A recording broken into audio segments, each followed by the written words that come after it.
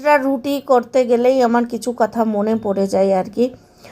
প্রথম যখন আমি আমার বরের হাত ধরে বম্বে এসেছিলাম প্রথম, স্বপ্নে তো কখনো ভাবিনি ট্রেনে চড়তে পারবো, বম্বে যেতে পারবো। বম্বে আসার তো দূরের কথা, কখনো ট্রেনে চড়তে পারবো সেটাই একটা স্বপ্ন ছিল আমার কাছে।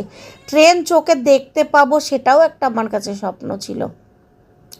কিন্তু আমার কপালটা এমনই, আমার বিয়ে হয়েছে কলকাতা, তো সেখানে তো ট্রেনে করে আসতেই হবে। বাপের বাড়ি থেকে শ্বশুর বাড়ি আসতে গেলে ট্রেনে করেই আসতে হবে।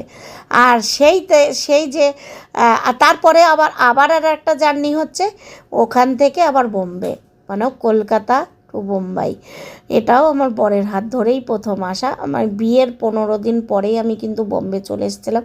কখনো আমি ভাবতে পারিনি যে আমিও বম্বে আসতে পারবো বা আমার বর নিয়ে আসবে। যেহেতু থাকতো আমার বর বিয়ের আগে থেকেই বম্বে, তবু আমি কখনো ভাবিনি আর কি যে আমি আসতে পারবো।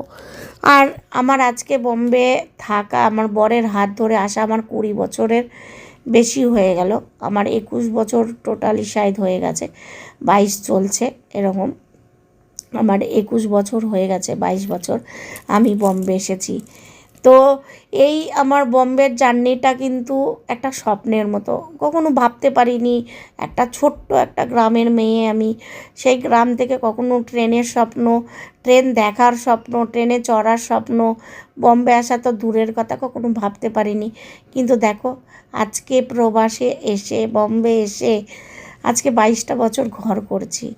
হ্যাঁ, আর কীভাবে মানে এক দেশ থেকে এক দেশে এসে অ্যাডজাস্ট করে চলছি। কখনো ভাবতে পারিনি যে এখানকার হিন্দি ভাষা আলাদা, কীভাবে চলবো। কারণ কলকাতার লোক কিছু কিছু হিন্দি বলতে পারে, কিন্তু আমাদের গ্রামের লোক তো হিন্দি বলতে পারে না, বোঝেই না আর কি।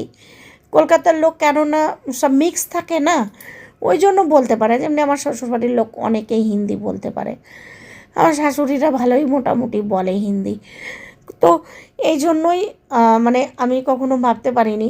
তো আমি যখন আমাকে বর মশাই যখন প্রথম নিয়ে এসেছিল, তখন আমাকে নিয়ে এসেছিল জুহুতে। জুহু অজয় দেবগনের অফিস, ওর পাশেই চন্দন টাকিজ, পুরনো, অনেক পুরনো চন্দন টাকিজ, ফেমাস জুহুতে, হরে কৃষ্ণ মন্দির, ওর পাশেই আর কি। তখন আমার বর আমাকে নিয়ে এসেছিল। তো তার মধ্যে ছিল আর কি, কোনো বাঙালি ছিল না, ছিল তোমার বাঞ্জারি, কান্নাড়া, মারাঠি, তেলেগু, এদের সঙ্গে আমার থাকা উঠা বসা হয়। তো তাদের মধ্যে একটা ছোট মেয়ে ছিল আর কি, আমার গুড়িয়ার বয়সের, এখন যেরকম আমার গুড়িয়ার বয়স, তখন ওদের 3 বোনের মধ্যে ওইটা ছিল ছোট মেয়েটা আর কি। ও আমাকে হিন্দি শেখায়, ও দিদিরা হিন্দি শেখায়, ওরা শিখিয়েছিল। তো আমি 3 মাসের মধ্যে হিন্দি শিখে গেছিলাম। আমার বর বলতো, আরে আমি হিন্দি বলতে পারি না এত ভালো, তুমি শিখে গেছো, এরকম না। সবাই বলতো তুমি অনেক তাড়াতাড়ি। কারণ দেখো, যদি আমি বাঙালি আর বাঙালি যদি থাকে, তাহলে সেই জায়গাটায় তুমি অত তাড়াতাড়ি শিখতে পারবে না জিনিসটা। এবার যদি তুমি ওখানে নর্থ বাঙালি মানে অন্য জায়গার লোক থাকে, তাহলে তুমি যেখানকার ভাষা সেই রকম, যদি ওই রকম লোক থাকে, তাহলে তুমি শিখতে পারবে তাড়াতাড়ি। তো আমার ক্ষেত্রে তাই হয়েছে, আমি ছিলাম বাঙালি, কিন্তু ওরা কান্নাড়ি বা যারা এই তেলেগু এরা ছিল, তো ওরা হিন্দি বলতো আর ওদের ভাষা ওদের মধ্যে বলতো। তো ওই জন্য মানে আমি শিখে গেছিলাম তাড়াতাড়ি। আর ওদের ঘরেই এই রুটি আমি অনেকবার খেয়েছি। আমি ওদের সঙ্গে কমসে কম 3 থেকে 4 বছর ছিলাম আমি ওদের সঙ্গে, উঠা বসা, খাওয়া দাওয়া সব কিছু।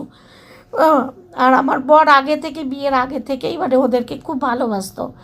মানে ছোটো মেয়েটা ওকে চকলেট এনে দিয়া, তারপরে তো আমাকে বিয়ে করে নিয়ে আসলো।